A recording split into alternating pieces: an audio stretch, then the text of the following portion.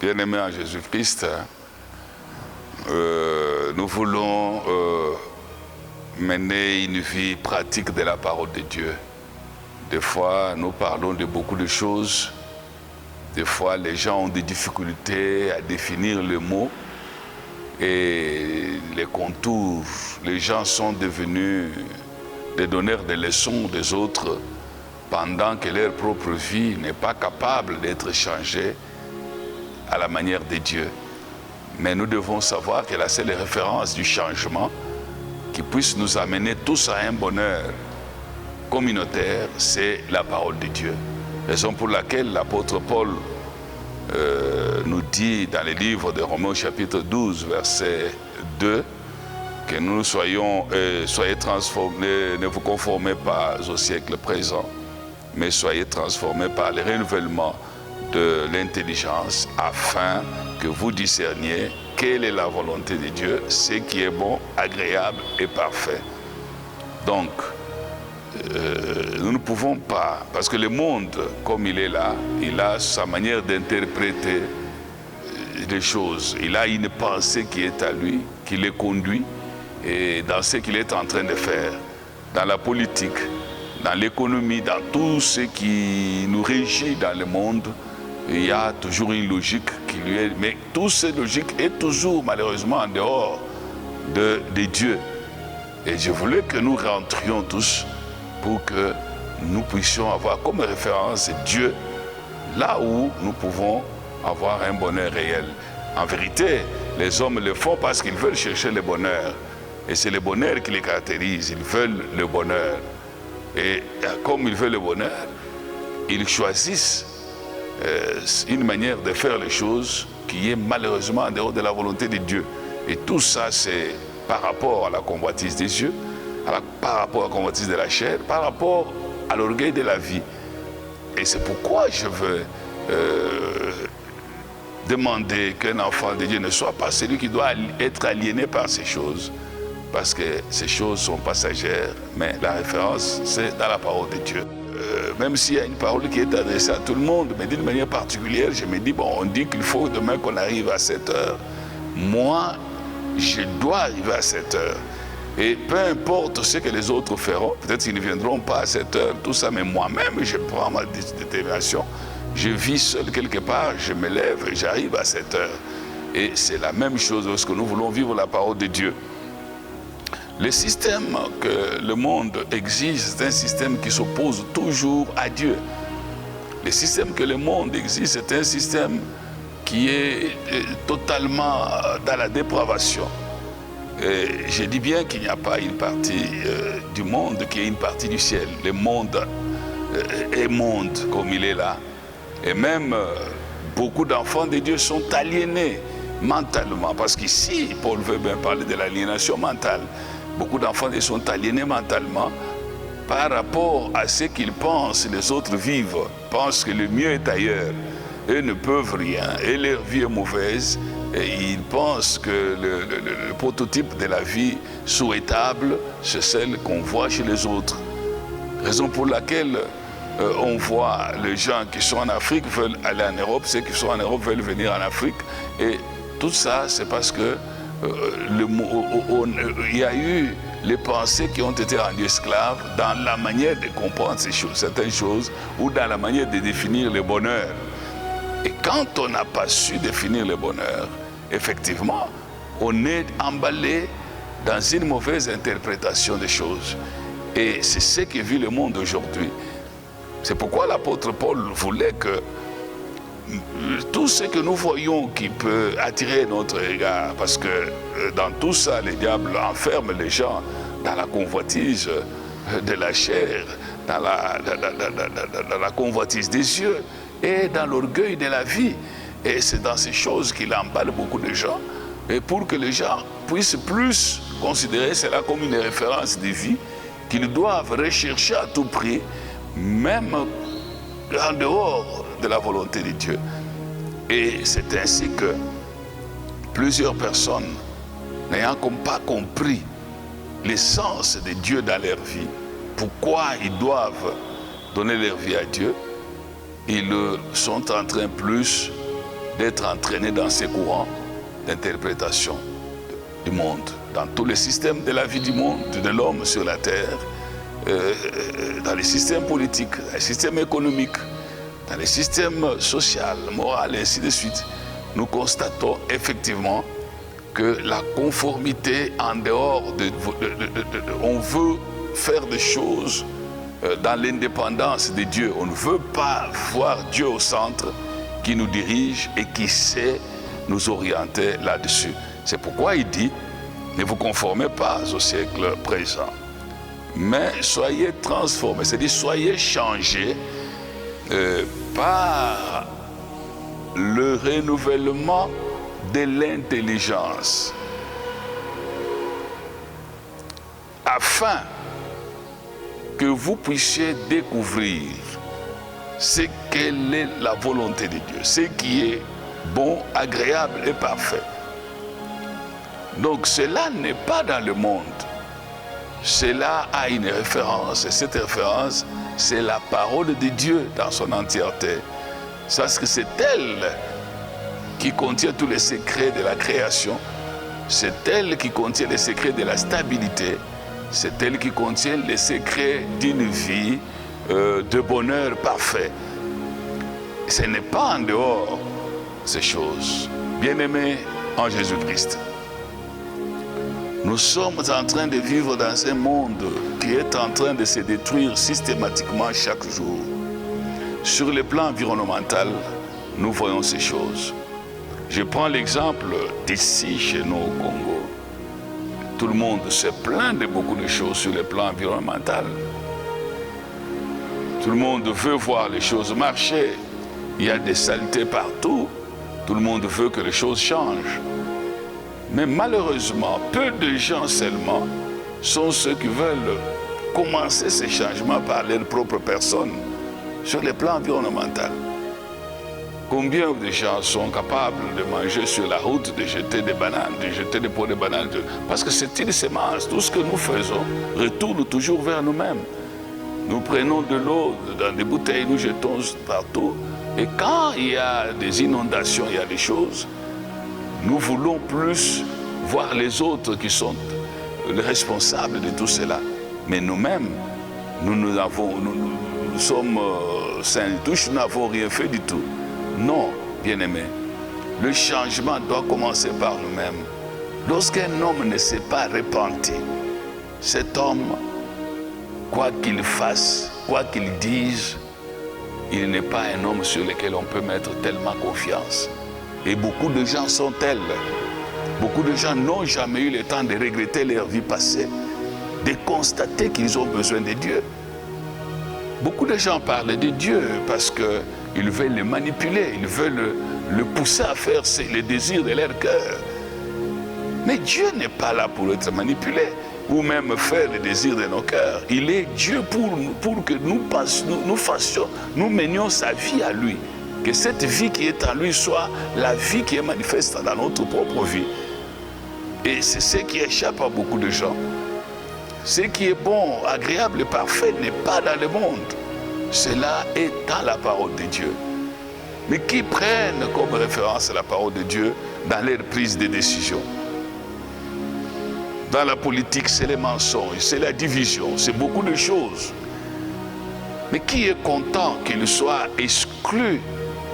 Qui veut être la victime de la division? Personne. Mais qui peut se décider pour dire je ne veux pas être celui qui fait la division? Partout où je suis, dans ma manière de parler, dans mon comportement, parce que c'est ce que veut Dieu. Combien de gens sont en train de déplorer le détournement, de déplorer beaucoup de choses dans notre société? Mais je pense que l'homme honnête, c'est celui qui va dire moi, je ne détournerai plus. Je ferai mon travail, peu importe ce que je gagne. Et si chacun peut se décider de changer, chacun change dans son lieu, chacun change là où il est, en recherchant plus ce que Dieu veut, je crois que nous avons gagné le pari. Notre société reflétera la gloire de Dieu et le règne de Dieu viendra dans nos milieux Et effectivement, nous allons mener une bonne vie. Parce que nous vivons dans un monde de l'égoïsme. L'égoïsme, c'est penser que sa vie est très importante, que la vie de même des milliers de personnes. Non, la vie est sacrée. La vie de chacun est sacrée parce qu'il n'y a personne qui sait définir ce que chacun. Il n'y a que Dieu seul qui a la définition de la vie de chacun et son utilité pour le monde entier. Nous sommes des pierres vivantes. Et Dieu a créé chacun avec un but qui lui est précis. Mais ce n'est pas un homme qui peut définir la vie d'un autre. Nous vivons dans une société où les gens se cachent derrière les autres, font faire les autres, même les amener à la mort pendant qu'ils se protègent. Non. Comment tu apprécies la vie de quelqu'un d'autre? Nous avons un verset sacré. Le Seigneur nous dit, fais à autrui ce que tu voudrais qu'on fasse pour toi. Comment tu vois ta vie et comment tu vois aussi la vie de l'autre? L'autre, c'est quelqu'un que tu vois à manipuler, à pouvoir travailler à tes intérêts seulement à toi. Non, ce n'est pas le cas. Et si l'égoïsme quitte, parce que ce sont des choses qui s'opposent à la parole de Dieu. Paul parlant à Timothée dans les livres de Timothée au chapitre 3, il parle que dans les derniers temps, les gens seront égoïstes, ennemis de l'argent. L'argent est bon pour tout le monde. L'argent n'est pas seulement bon pour toi. L'argent est bon pour tout le monde. Mais comment nous voyons ces choses? Pourquoi toi tu veux exploiter les autres pour seulement remplir tes poches? Non. Et toutes ces choses, ce sont les choses sur lesquelles je voulais vraiment parler avec les enfants de Dieu pour réveiller leur conscience. Parce qu'ici, c'est un problème de conscience. Pour que nous ne vivions pas comme le monde vit. Mais dans tout ce que nous voyons dans le monde, nous puissions le référencier à Dieu pour comprendre comment Dieu voudrait qu'on vive. Et si nous les référencions à Dieu pour comprendre comment Dieu voudrait qu'on vive, je crois que nous sommes les hommes heureux. Nos sociétés seront transformées, beaucoup de choses vont changer. Mais si nous ne référencions pas les choses, nous les référencions selon nos tribus, nous les référencions selon nos coutumes, nos traditions, nous les référencions selon les intérêts que nous poursuivons, je crois que le monde va aller de plus en plus vers le mal et nos sociétés vont se détruire. Dieu est celui qui a les secrets du monde. C'est celui qui a les secrets même du bonheur. Le mot bonheur n'est pas créé par un homme. Le mot bonheur est créé par Dieu. Mais quand l'homme prend les raccourcis pour son bonheur, il est malheureux, il est maudit. Et son avenir sera toujours un avenir malheureux. Et rien de bon ne peut pas venir vers lui. Mais quand nous marchons dans la volonté de Dieu, même quand apparemment c'est difficile, nous sommes en train de préparer un avenir radieux pour tout le monde. Parce que si on est préoccupé par les biens communautaires, chacun aura son bien personnel et nous vivrons une vie heureuse sur la terre, une vie qui va glorifier le Seigneur. Je voulais vraiment, bien aimé en Jésus-Christ, insister sur ces choses afin que la convoitise des yeux, la convoitise de la chair, l'orgueil de la vie ne puissent pas être les références qui conduisent notre marche, mais que Dieu soit notre référence pour que nous sachions marcher dans des voies qui doivent glorifier le Seigneur, parce que nous bâtirons un monde de paix, un monde de bonheur réel, et la terre glorifiera le Seigneur, et Dieu sera ainsi dans la joie, parce que telle est la volonté de Dieu. Je voulais vraiment qu'avant que vous puissiez cesser de m'écouter, que vous preniez une décision personnelle là où vous êtes, que vous dites, moi je vais changer. Sur le plan environnemental, je veux être celui qui ne mangera pas quelque chose en route qui va jeter. Je ne veux pas être celui qui va mettre une bouteille en route. Parce que notre société est en train de se dégrader à cause de toutes ces choses. sur les plans même de notre vie, de la communauté, tu vas dire, moi je ne veux pas être un tribaliste, je ne veux pas l'être. Tu dois changer toi-même. Il ne faut pas dire que tu peux voir quelqu'un d'autre pendant que toi tu ne changes pas. On te trouve dans les mêmes choses, que tu es en train d'exhorter les autres, que tu es en train d'exposer. Vous savez, heureusement que les médias sociaux nous aident aujourd'hui à pouvoir comprendre la réflexion de beaucoup de gens au même moment. Oh, c'est malheureux lorsque nous sondons les médias sociaux pour voir comment les gens réagissent à certains messages, comment les gens réagissent à certaines choses, et même les hommes de Dieu. Oh, des fois, on est étonné, on se dit, mais nous vivons dans quel monde? Parfois, on est étonné, s'il vous plaît. Vous trouvez les hommes de Dieu réfléchir de la même manière, comme nous voyons les politiciens parler, les hommes de Dieu. Raison pour laquelle même beaucoup d'hommes de Dieu aujourd'hui veulent être dans la politique. Ils posent des candidatures parce qu'ils pensent que c'est là où il y a le bonheur. Parce que les églises ne les payent pas assez, ils veulent avoir assez d'argent et la notoriété dans la politique. Mais les politiciens, ils peuvent avoir l'argent, ils peuvent avoir la notoriété. Mais est-ce que le politicien sera capable de pouvoir se guérir de démons s'ils l'ont hanté? Il viendra chercher un homme ou un de Dieu pour pouvoir le démoniser. Mais quel est cet homme de Dieu qui lui-même est déjà dans les gouffres? Il est dans le même moule que lui. Quand il parle de stratégies, de politiques dans lesquelles il y a les injustices, il y a de pièges tendus aux autres, il y a de la malhonnêteté, il y a des détournements de fonds, lui aussi est là, il donne son avis. Et vous pensez que nous sommes sérieux? Nous ne sommes pas sérieux. Être sérieux, c'est comprendre ces choses, c'est nous démarquer de tout ce qui engloutit tout le monde. Être un homme mis à part. Et c'est à cela que nous sommes appelés. C'est nous qui apportons des solutions aux problèmes du monde. Ce n'est pas le monde qui peut nous donner des solutions.